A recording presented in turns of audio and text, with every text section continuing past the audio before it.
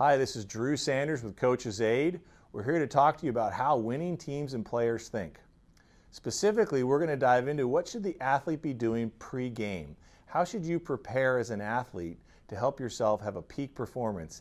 We want you to try and get into a rhythm. Great athletes get into a rhythm with themselves. They get their mind and body in a rhythm. They just look like they're in flow.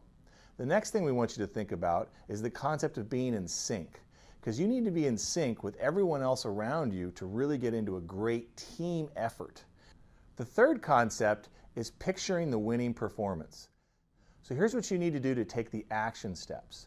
Specifically, you need to be able to get into a space when you're visualizing something where you close your eyes and you go through the entire event, the entire effort yourself. If you're shooting a free throw, you're going to stand there, you're going to get your breathing right, you're going to take the shot without the ball. That visualization gets you into a rhythm. It takes your thinking brain and quiets it down, and it gets your doing brain to come up.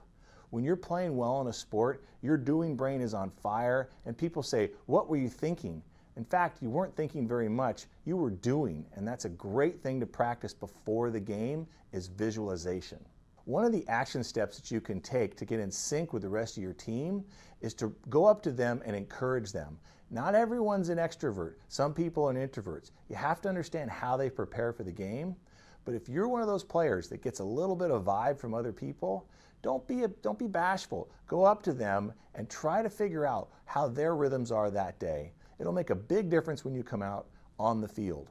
As you prepare, as you're going through your warm-ups, try to get that rhythm together with everybody else. It'll make a big difference. Encouraging your teammates does a lot for you psychically, and it will pump up your teammates as well. The final action step we'd like you to take is a game plan.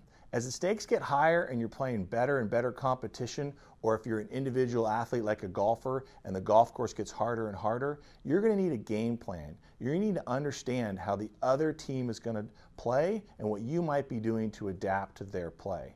Go over with your coach the game plan. Understand that as you were picturing that winning performance, you should be delivering on the winning game plan. That'll make the difference. So when you take these action steps of visualizing, encouraging your teammates, and going over your game plan in your mind, you have plenty to do before the game to help you prepare. And as an athlete, these will start to become practices that you enjoy, and they become something that's a routine that you can rely on. And that makes a big difference on how winning teams think and play.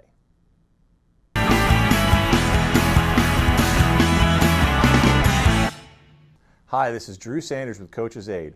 We're focusing on how winning teams think and play. If you're the athlete and you're in the middle of the game or you're at the end of the game, it's at any time during the game, it's really important to understand what you're going to do when you're down, when things are really close, or if you're winning by a lot. When you're down a little bit, you need to change the rhythm. You need to do something different than you're doing right now.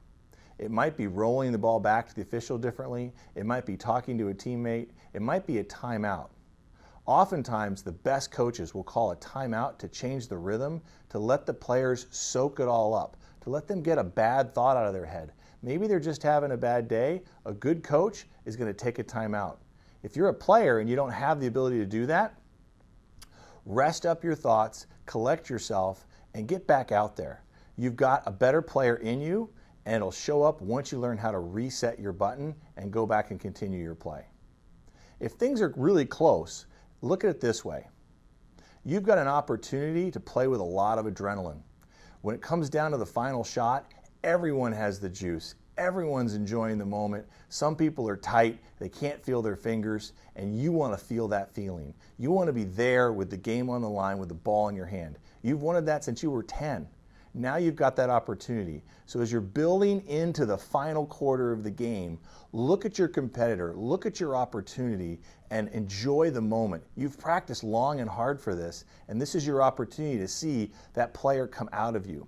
So when things are going, they're really tight, you've got to pay attention to what kind of athlete can you be and what kind of rhythm can you get into to perform your best. So how winning players and teams think comes down to when you're behind, when it's close, and when you're ahead. Find a way to go and think and then get back to that athlete and play your best.